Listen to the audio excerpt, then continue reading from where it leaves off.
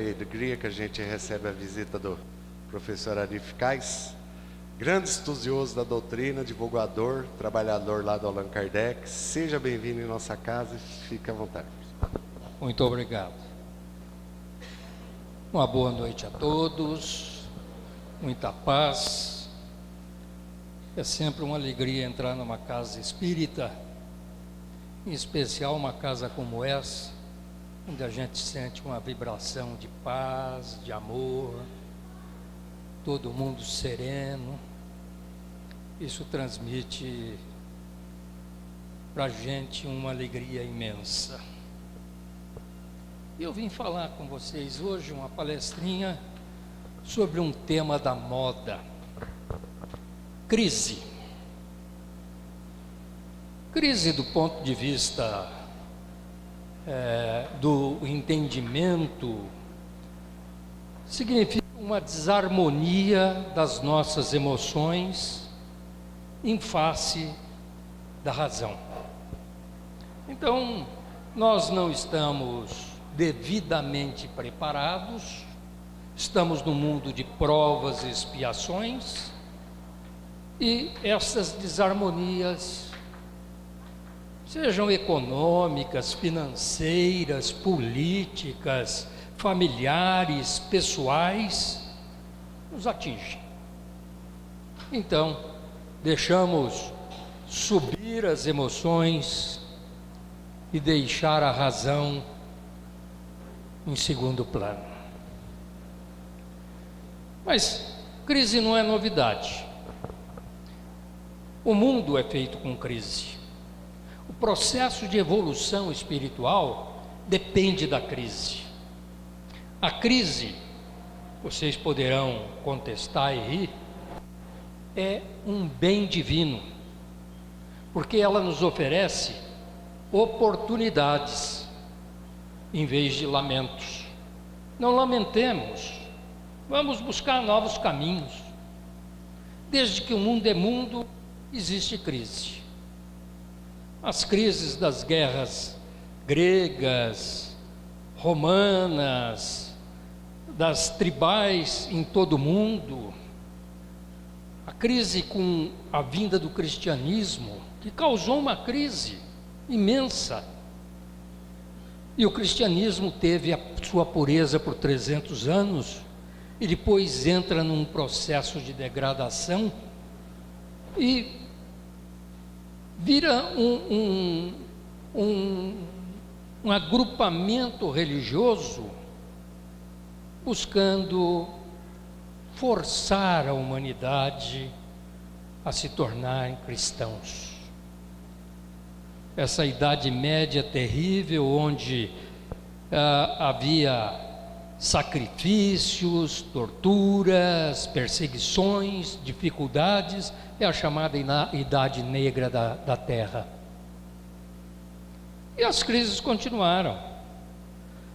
Sai a Idade Média, entramos num mundo cheio de conquistas, mas com crise. Vamos conquistar as Américas e acabar com os índios americanos, sejam eles do norte, do centro, da América Central ou do Sul, para impor a religião. Vamos pular a história.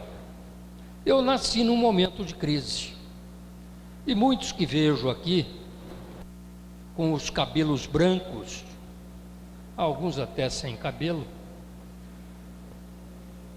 nasceram em crise.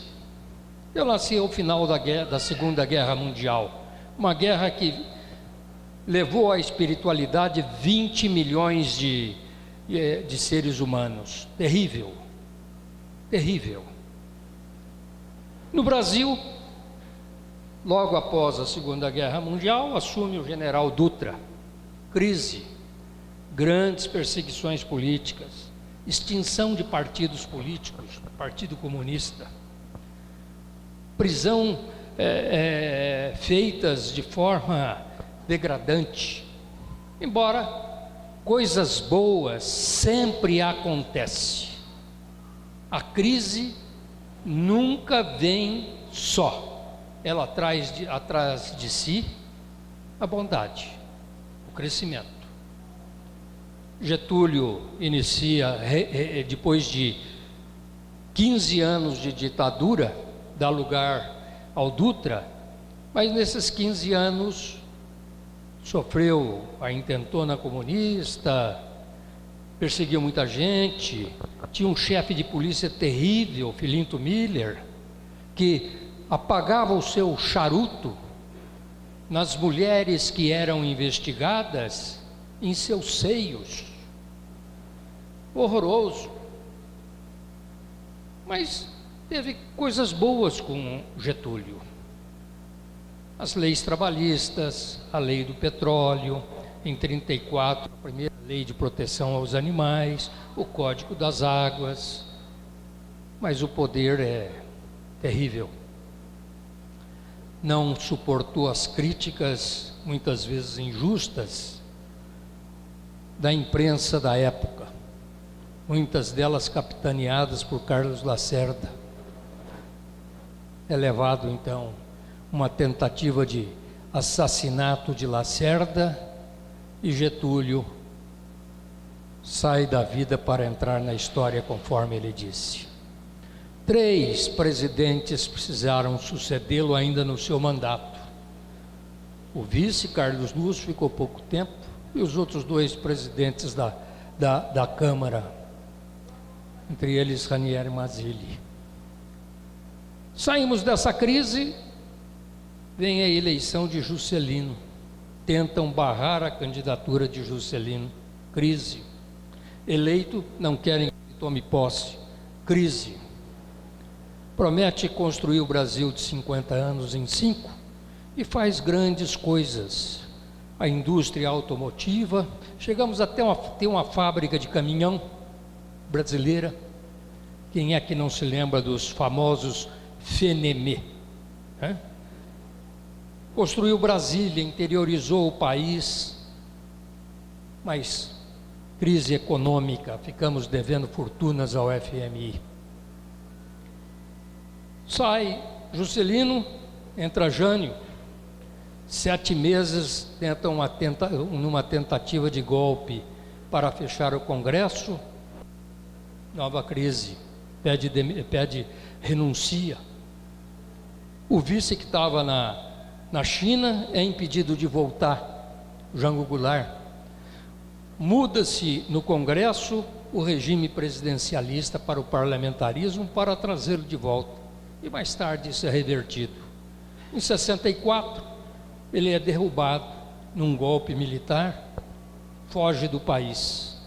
E tivemos uma ditadura de 22 anos, quase 22. Ditaduras, sejam elas de esquerda, sejam elas de direita, não servem à nossa harmonia. Eu era estudante à época, e quando falávamos sobre educação, que o povo precisa ser educado, um dedo apontava-nos no nariz dizendo: você é comunista. E ser comunista não era vida fácil.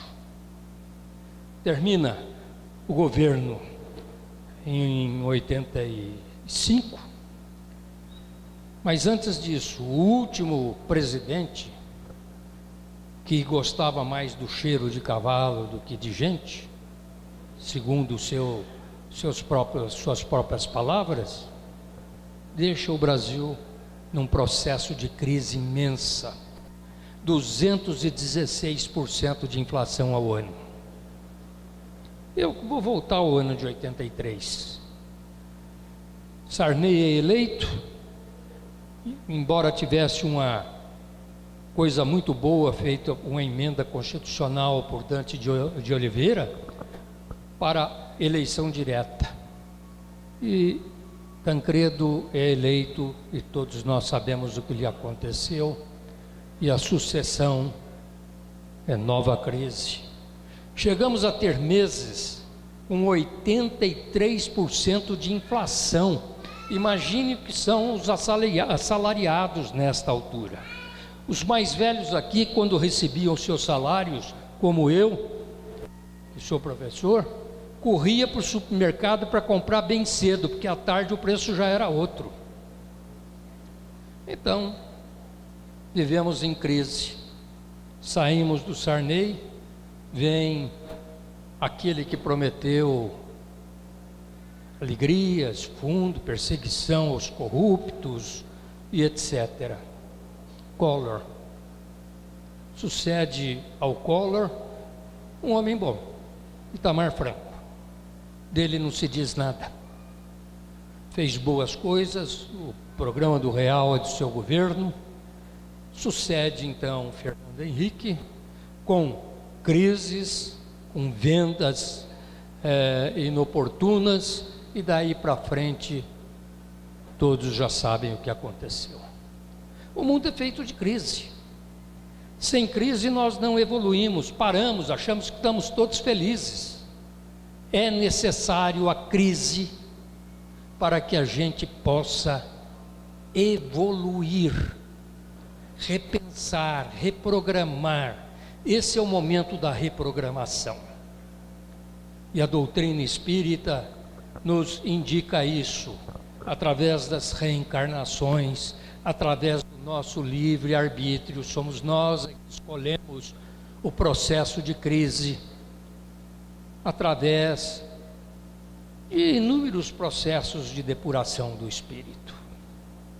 Mas nem sempre é assim. Existem espíritos que vencem as suas lutas, espíritos que não se conformam, que não aceitam a humilhação de ser um deficiente físico e ficar apenas às escuras.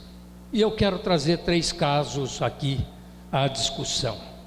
Um deles, de uma criança nascida em 1880 no sul dos Estados Unidos, e que aos 18 meses tem uma infecção cerebral, não se sabe bem o que, provavelmente uma meningite, fica cega, surda e muda. E até aos 7 anos ela permanece assim, uma jovem no escuro, irritada, violenta, que não tinha limites. A família então de fazendeiros busca auxílio e lhe é indicado Graham Bell, o inventor do telefone, porque ele era professor de surdo e mudo. Inventou o telefone pensando no surdo e mudo e fez essa obra magnífica. Ele então indica uma jovem de origem irlandesa que aos 5 anos perde a mãe, fica cega por causa de um tracoma, na adolescência é abusada pelo pai alcoólatra, o irmão tuberculoso, o pai os abandona num asilo. Um dia, o secretário de Estado da Educação vai visitar a escola e ela se lança aos pés, emocionando o secretário para que ele encaminhasse para uma escola. E assim o fez. Depois de 9 cirurgias, voltou a enxergar. Aprendeu a linguagem do braille, a linguagem dos toques, que é típico para o surdo-mudo cego, e foi convidada então a ser professora de Helen Keller. Quando o primeiro contato foi terrível, a menina irritada, não admitiu contato físico, e naquele primeiro dia no jantar, ela percebe que a criança não senta, circula na mesa comendo do prato de todo mundo e jogando no chão. E ela imagina que crianças precisam ter limites, coisas que ainda muitos de nós não descobriu. E nós vamos ver isso em outras situações. Ela então bota a família para fora, pai e mãe, tranca-se na sala de jantar, e depois de algumas horas, com comida espalhada pela sala, pelo corpo da professora, os pais entram e veem a filha comendo pela primeira vez com os talheres. A professora então pede 3 meses de reclusão num lugar onde a família não estivesse. E durante 3 meses fez um processo de educação.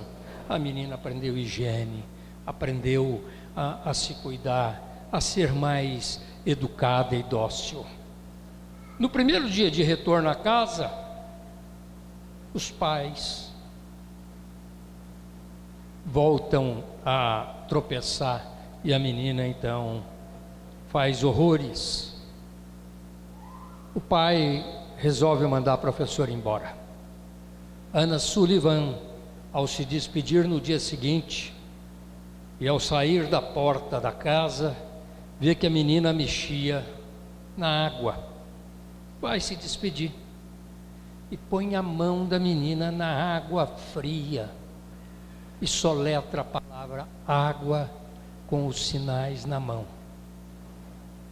27 anos depois, Helen Keller vai dizer que aquele foi o seu momento de redenção.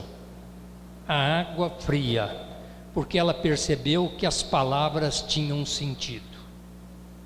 E a partir daí, foi à escola, aprendeu a linguagem dos cegos, aprendeu a linguagem dos mudos e aprendeu a falar, tocando os lábios, o nariz e a região gutural da professora. Falava algumas palavras. Anne Sullivan é um caso maravilhoso.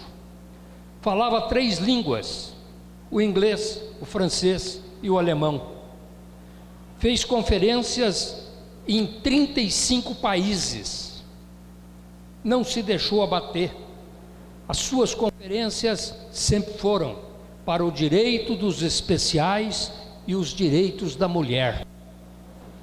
Faleceu em 1968, aos 88 anos. Ela mesmo diz: não pensem que eu não sinto muitas vezes a vontade de chorar, de tristeza, de não ver, mas eu venço as minhas paixões.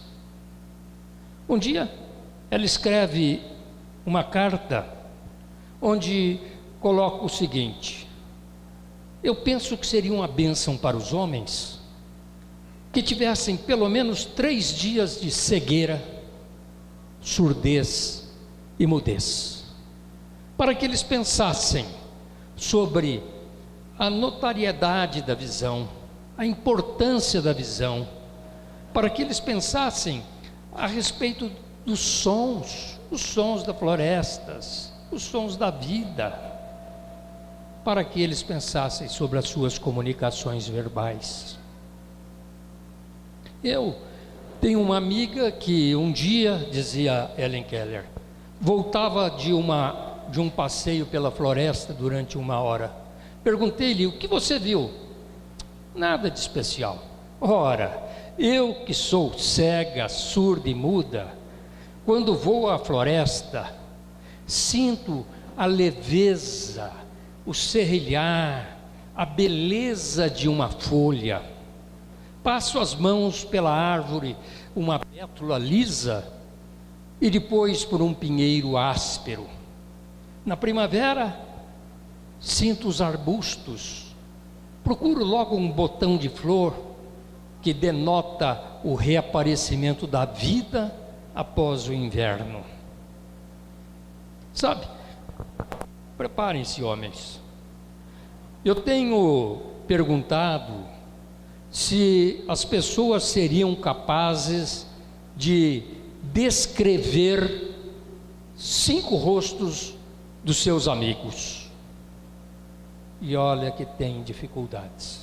Pergunto mesmo aos maridos se conhecem os olhos, a cor dos olhos das suas esposas. E muitos deles titubeam. Você conhece, né? E é bonito. Todos nós precisamos estar apurando, porque, segundo Helen Keller, os olhos são o espelho da alma. E ela desejou então ter 3 dias de visão. O que ela veria? No primeiro dia, ela despertaria e ficaria o dia todo olhando para o rosto dos seus amigos, interiorizando aquilo que ela só conhecia através do palpitar das mãos. Olharia e perscrutaria as suas almas. Gostaria de ver livros, os livros que foram lidos para ela durante toda a sua vida. E gostaria de olhar o rosto de um bebê. Depois, à noite, sairia para ver o pôr do sol e ir a um teatro ou a um cinema. Nesta noite, certamente eu não dormiria. No segundo dia, eu levantaria bem cedo para ver a maravilha do nascer do sol, iluminando a terra com os seus raios dourados. Depois, iria para uma floresta, ver todas as árvores, sentir e ver e ouvir os pássaros. E posteriormente, iria ver a saga do homem através dos museus. À noite, voltaria a um teatro para assistir uma bailarina. Esta noite também eu não dormiria. E na terceira noite, renovaria a visão do nascer do sol. E então, gostaria de ver os homens em ação ao trabalho. Iria para uma esquina para observar as mulheres com seus vestidos esvoaçantes, olhar para os rostos alegres e eu me alegrar, olhar para os rostos de trabalho e eu me orgulhar, olhar para os rostos tristes e eu me consternar. À noite, voltaria ao teatro ou ao cinema para ver uma comédia humana. E à meia-noite, escuridão novamente.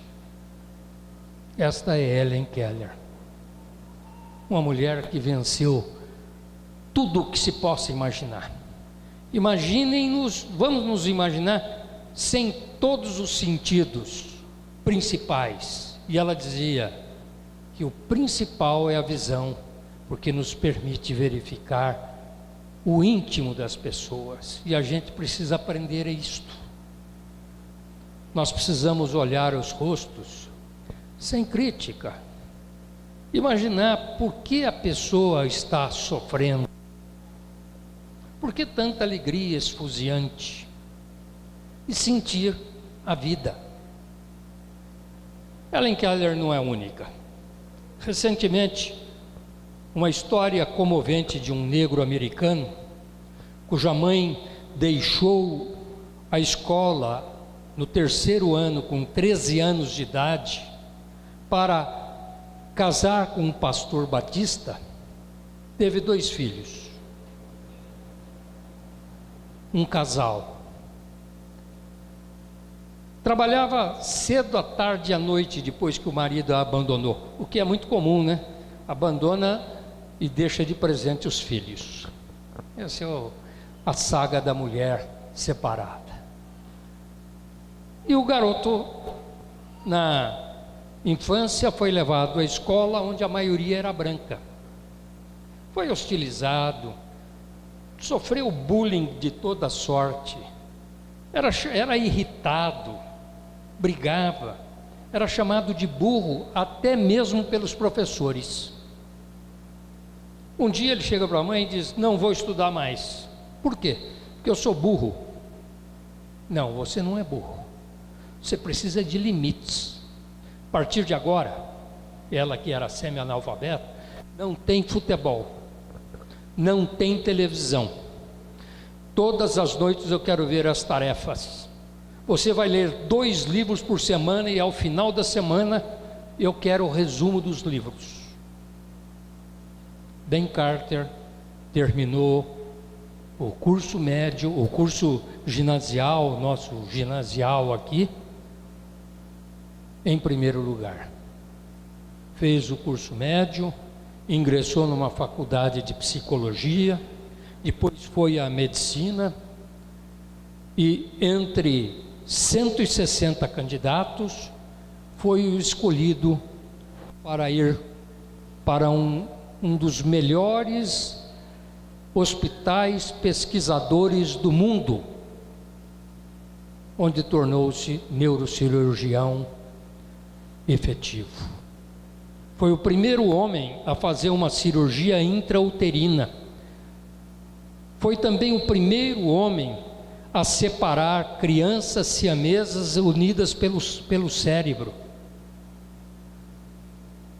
Uma cirurgia que ele programou durante 5 meses, mas titubeava. E a mãe analfabeta ali presente: vá bem, você pode, você vai fazer.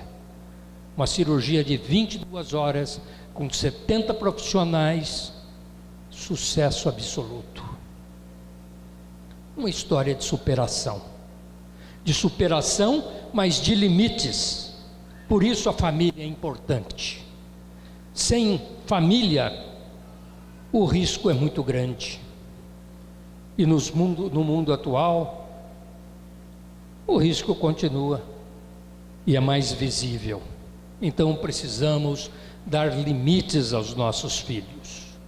Sejamos amorosos, mas duros ao mesmo tempo, porque isto vai causar benefícios futuros. E na doutrina espírita, nós temos experiências? Temos. Chico Xavier.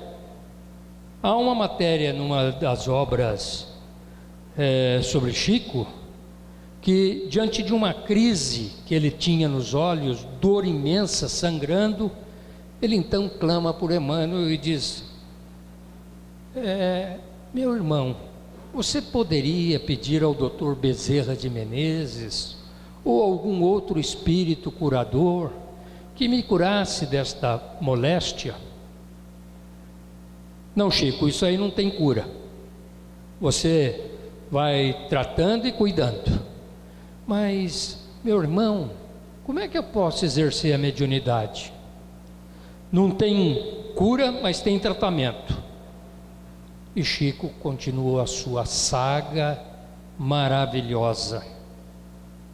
Ele teve abnegação ativa, isto é, aceitou o seu processo, mas não parou no meio da rua, continuou trabalhando e lutando. Foi um homem feliz. Muitas vezes nós encontramos pessoas abnegadas, né? Com os problemas físicos, mas são passivas, não procuram uma mudança na vida. A passividade não é um bem para contornar crises. Eu quero lhes voltar ao ano de 1983. Neste ano de 1983, muitas coisas aconteceram e marcou muito o país. E para pensar na crise, eu gostaria de estar aqui lendo alguns trechos de uma mensagem de Eurípides Barçanufo para os nossos dias. Diz ele: diante desta crise que se abate sobre o nosso país, o nosso povo, face à onda de pessimismo que toma conta dos brasileiros, frente aos embates que o país atravessa, nós, os seus companheiros, trazemos na noite de hoje a nossa mensagem de fé, de coragem e estímulo. Estamos irradiando para todas as reuniões mediúnicas, repetindo a nossa palavra, a fim do maior número possível de médiuns possa captá-la. Cada um desses que sintonizar nesta faixa vibratória dará a sua interpretação de acordo com o entendimento e a gradação que lhe forem peculiares. Estamos convidando todos os espíritas para engajarem nesta campanha. Há urgente necessidade de fé, de esperança e otimismo, e que renasçam nos nossos corações. A onda de pessimismo, de descrédito e de desalento é tão grande que mesmo aqueles que não estão bem intencionados e aspirando a realizar algo construtivo e útil para o país, esbarra em barreiras intransponíveis. É preciso mudar este clima espiritual. É imperioso que o sopro renovador da confiança, da fé nos altos destinos da nossa nação, varra para longe os miasmas do desalento e do desânimo. É necessário abrir clareiras e espaços para que brilhe a luz da esperança. Somente através da esperança conseguiremos de novo arregimentar as forças do nosso povo sofrido e cansado. Os espíritas não devem engrossar as fileiras do desalento. Não raras vezes, insuflados por mentes em desalinho, por inimigos do progresso, por agentes do caos, esse vírus se expande, se alastra, por contágio, derrotando o ser humano na sua luta. Portanto, cabe aos espíritas o dever urgente de lutar pela transformação desse estado geral. Que haja uma renovação dessa psicosfera sombria e que as pessoas realmente sofredoras e abatidas pelas provações rudes encontrem em nossas casas um clima de paz, de esperança e de otimismo. Meus irmãos, o mundo não é uma nau à matroca. Jesus está no leme. Não iremos sossobrar, afundar. Sejamos solidários, sim, com a dor do nosso próprio. E não esqueçamos de que se o Brasil é o coração do mundo, somente será a pátria do Evangelho se este Evangelho estiver sendo sentido e vivido por cada um de nós. Eurípides Barçanufo. Atentem. Psicografia de Sueli Caldas Schubert, 14 de setembro de 1983. A mensagem não é para hoje? A crise não continua? Evoluímos de 83 para cá? Não há dúvida. Uma evolução tecnológica maravilhosa. Evolução moral nem tanto. Porque estamos num mundo de provas e expiações. Não há milagre. Perguntado ao Chico se no século 21, nesse primeiro 100 anos, nós já estaríamos em outras paragens, ele responde com a humildade de sempre: quem sabe em 2999. Acredito que nós estaremos aqui, muitos de nós, eu inclusive, se não me mandarem para baixo. Agora, em 1983, além do Brasil, o mundo passava por um processo de guerra fria. Estados Unidos, mundo comunista e mundo chamado democrata. Mísseis que poderiam estourar com a terra por 3 vezes. Uma certa noite, um tenente-coronel do exército russo foi substituir o amigo e, de olho nas telas do computador, verificando os satélites, ele percebe que partiam dos Estados Unidos 5 mísseis em direção à Rússia. Os colegas todos pedem para ele acionar o Estado-Maior e ele titubeia e aguarda por 2 horas, quando então ele percebe que era apenas um efeito da luz do sol. Imaginou ele o seguinte: se os Estados Unidos tivessem que nos atacar, não lançariam apenas 5 mísseis. Este homem foi afastado pelo governo russo, ficou praticamente no gelo, e só foi homenageado pela ONU no ano de 2000, já velho. Imaginem vocês a espiritualidade trabalhando neste caso e evitando a maior crise que o mundo moderno poderia assistir. Então, meus irmãos, a mensagem de hoje é de otimismo, é de fé, mas é de fé racional. Ninguém vai ser atendido nas suas necessidades não importantes para a sua evolução e a nossa evolução espiritual. É preciso lutar, é preciso fazer o que Helen Keller, Carter, o Chico Xavier nos ensinou. São modelos de vida entre outros tantos que existem. Superar as dificuldades e avançar sempre. Eu encerro lembrando um poeminha de um poeta que gosto muito, um poeta paulista, Guilherme de Almeida, num poema que a gente aprendia na cartilha Sodré no primeiro ano de grupo. Saíamos lendo e decorando poesia porque a professora exigia. E num dos versos ele diz assim: tudo muda, tudo passa nesse mundo de ilusão. Vai para o céu a fumaça, fica na terra o carvão. Nós espíritas podemos interpretar que a alma retorna, a matéria fica. E eu repito, tudo muda, tudo passa neste mundo de ilusão. Vai para o céu a fumaça, fica na terra o carvão. Mas só tu, coração, não mudas, porque és puro, porque és bom. Muita paz a todos.